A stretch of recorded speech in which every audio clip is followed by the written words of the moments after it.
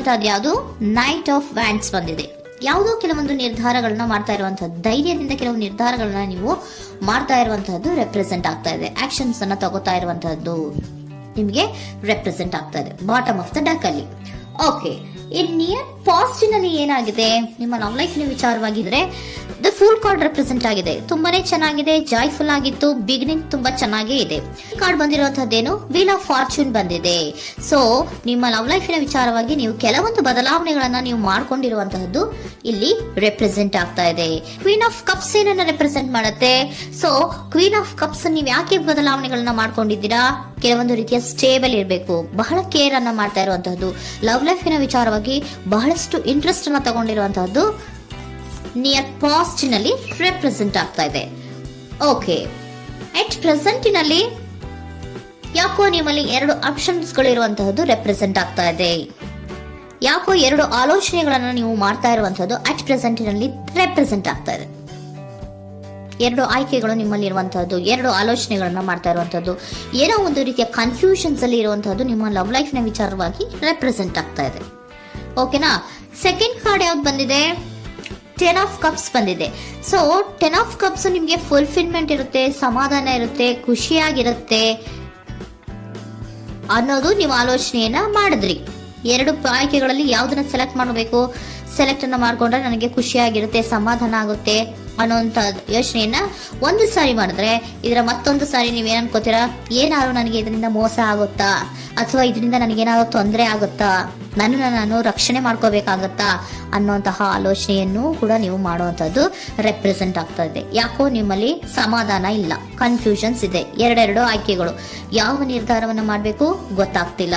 So ಅದಕ್ಕೆ ನೋಡಿ, ನೀವು ಬೇಜಾರಿನಿಂದ ಮೂವಿಂಗ್ ಆನ್, ಬದಲಾವಣೆ ಆಗ್ತಾ ಇರುವಂತಹದ್ದು ರೆಪ್ರೆಸೆಂಟ್ ಆಗ್ತಾ ಇದೆ. ಚೇಂಜಸ್ ಅನ್ನ ಮಾಡ್ಕೋತಾ ಇರುವಂತಹದ್ದು ಇಲ್ಲಿ ಪ್ರೆಸೆಂಟಿನಲ್ಲಿ ರೆಪ್ರೆಸೆಂಟ್ ಆಗ್ತಾ ಇದೆ. ಯಾಕೋ ಬೇಜಾರಿನಿಂದ ಕೆಲವೊಂದು ರೀತಿಯ ಬದಲಾವಣೆಗಳನ್ನ ನೀವು ಮಾಡ್ಕೋತಾ ಇರುವಂತಹದ್ದು 6 ಆಫ್ ಸೋರ್ಟ್ಸ್ ಅಲ್ಲಿ ರೆಪ್ರೆಸೆಂಟ್ ಆಗ್ತಾ ಇದೆ. ನೀವು ಈ 6 ಆಫ್ ಸೋರ್ಟ್ಸ್ ಮತ್ತೆ ಏನನ್ನ ರೆಪ್ರೆಸೆಂಟ್ ಮಾಡುತ್ತೆ ಅಂದ್ರೆ, ನಾನು ಲವ್ ಲೈಫಿನ ವಿಚಾರವಾಗಿ ಒಂದು ಬೆಟರ್ ಆಪ್ಷನ್ಸ್ ಅನ್ನ ಸೆಲೆಕ್ಟ್ ಮಾಡ್ಕೋಬೇಕು ಅನ್ನುವಂತಹ ಆಲೋಚನೆಯನ್ನ ಮಾಡ್ತಾ ಇರುವಂತಹದ್ದು ರೆಪ್ರೆಸೆಂಟ್ ಆಗ್ತಾ ಇದೆ. ಓಕೆನಾ? ನೀವೇನಂದ್ರೆ ಅಟ್ ಪ್ರೆಸೆಂಟಿನಲ್ಲಿ ನಿಮ್ಮ ಲವ್ ಲೈಫಿನ ವಿಚಾರವಾಗಿ ಬೆಟರ್ ಆಪ್ಷನ್ ಬಗ್ಗೆ ಯೋಚನೆಯನ್ನ ಮಾಡ್ತಾ ಇರುವಂತಹದ್ದು, ಅದರ ಬಗ್ಗೆ ಸ್ವಲ್ಪ ಕನ್ಫ್ಯೂಷನ್ ಅಲ್ಲಿ ಇರುವಂತಹದ್ದು ಅಟ್ ಪ್ರೆಸೆಂಟಿನಲ್ಲಿ ರೆಪ್ರೆಸೆಂಟ್ ಆಗ್ತಾ ಇದೆ. ಬಟ್ ನಿಯರ್ ಫ್ಯೂಚರಿನಲ್ಲಿ ಏನಿದೆ? 3 ಆಫ್ ಸೋರ್ಟ್ಸ್ ಇದೆ. ಕೆಲವೊಂದು ರೀತಿಯ ಬೇಜಾರುಗಳಿರುವಂತಹದ್ದು, ನೋವುಗಳಿರುವಂತಹದ್ದು, ಕೆಲವೊಬ್ರು ಅಳ್ತಾ ಇರುವಂತಹದ್ದು, ಭಾವನಾತ್ಮಕವಾಗಿ ತುಂಬಾ ಫೀಲ್ ಅನ್ನ ಮಾಡ್ತಾ ಇರುವಂತಹದ್ದು ನಿಮ್ಗೆ ರೆಪ್ರೆಸೆಂಟ್ ಆಗ್ತಾ ಇದೆ. ಯಾಕೆ ನಿಮಗೆ ಆ ತರ ಆಗತ್ತೆ ಅಂತ ಅಂದ್ರೆ, ಡೆವಿಲ್ ಕಾರ್ಡ್ ರೆಪ್ರೆಸೆಂಟ್ ಆಗಿದೆ. ಸೊ ಡೆವಿಲ್ ಕಾರ್ಡ್ ಏನನ್ನ ಹೇಳುತ್ತೆ? ಅಡಿಕ್ಷನ್ಸ್ ಅನ್ನ ಹೇಳುತ್ತೆ. ತುಂಬಾ ಯೋಚನೆಯನ್ನ ಮಾಡುವಂತಹದ್ದು, ಮೇಲಿಂದ ಮೇಲೆ ನೀವು ಒಂದನ್ನೇ ನೀವು ಯೋಚನೆ ಮಾಡ್ತಾ ಇದ್ರೆ ನಿಮ್ಗೆ ಅಲ್ಲಾಗುವಂತದ್ದೇನು? ನೋವುಗಳೇ ಅಲ್ಲಾಗುವಂತಹದ್ದು.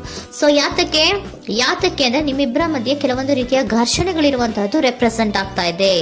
ಕೆಲವೊಂದು ರೀತಿಯ ಮನಸ್ಸು ಒಂದೇ ತರ ಆಲೋಚನೆಯನ್ನ ಮಾಡ್ತಾ ಇಲ್ಲ. ಒಂದ್ಸರಿ ಆ ತರ ಯೋಚನೆ ಮಾಡ್ತೀರಾ, ಒಂದ್ಸರಿ ಈ ತರ ಯೋಚನೆ ಮಾಡ್ತೀರಾ, ಕನ್ಫ್ಯೂಷನ್ ಅಲ್ಲಿ ಇರ್ತೀರಾ, ಏನ್ ಮಾಡ್ಬೇಕು ಗೊತ್ತಾಗಲ್ಲ.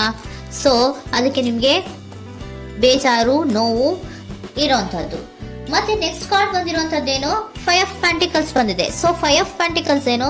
ತುಂಬಾ ಇದು ಕೂಡ ತುಂಬಾ ಬೇಜಾರಿನಲ್ಲೇ ಇರುವಂತಹದ್ದು, ಫೀಲಿಂಗ್ ಲೆಫ್ಟ್ ಔಟ್ ಆಗ್ತಾ ಇರುವಂತಹದ್ದು, ರೀತಿಯ ಒಂದು ಬ್ಯಾಡ್ ಸಿಚುಯೇಷನ್ ಇರುವಂತಹದ್ದು, ಅಂದ್ರೆ ಯಾವಾಗ್ಲೂ ನೋವು ಪಡ್ತಾ ಇರುವಂತಹದ್ದು, ಯಾವಾಗ್ಲೂ ಯೋಚನೆ ಮಾಡ್ತಾ ಇರುವಂತಹದ್ದು, ಇಮಿಡಿಯೇಟ್ ಫ್ಯೂಚರಿನಲ್ಲಿ ಈ ರೀತಿ ರೆಪ್ರೆಸೆಂಟ್ ಓಕೆನಾ?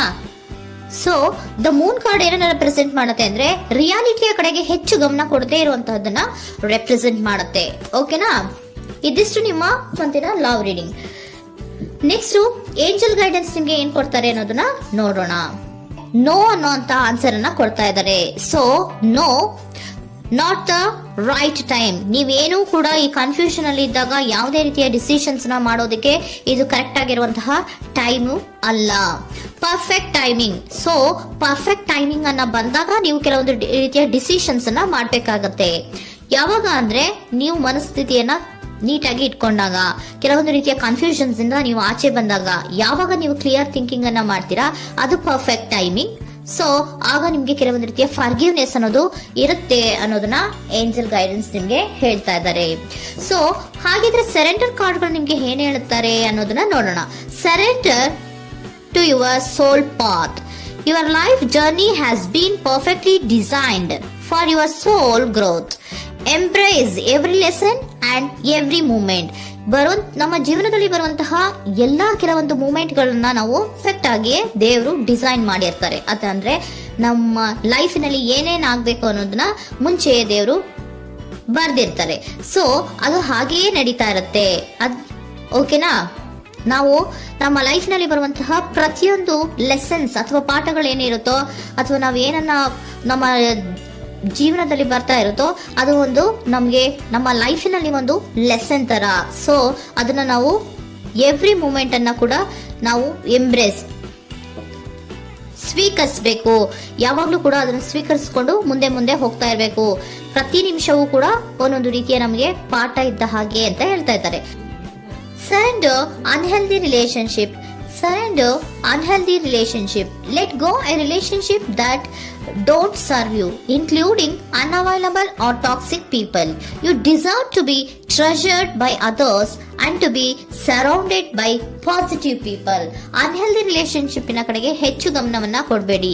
ಈ ಟಾಕ್ಸಿಕ್ ಪೀಪಲ್ ನ ಕಡೆಗೆ ಹೆಚ್ಚು ಗಮನವನ್ನ ಕೊಡಬಾರ್ದು. ಸೊ ಯಾವಾಗ್ಲೂ ನಾವು ಪಾಸಿಟಿವ್ ಆಗಿ ಥಿಂಕ್ ಮಾಡುವಂತಹ, ಪಾಸಿಟಿವ್ ಆಗಿ ಆಲೋಚನೆ ಮಾಡುವಂತಹ ಜನಗಳ ಜೊತೆಯಲ್ಲಿಯೇ ನಾವು ಹೆಚ್ಚು ಇರಬೇಕು ಅನ್ನೋದನ್ನ ನಿಮ್ಗೆ ಸರೆಂಡರ್ ಕಾರ್ಡ್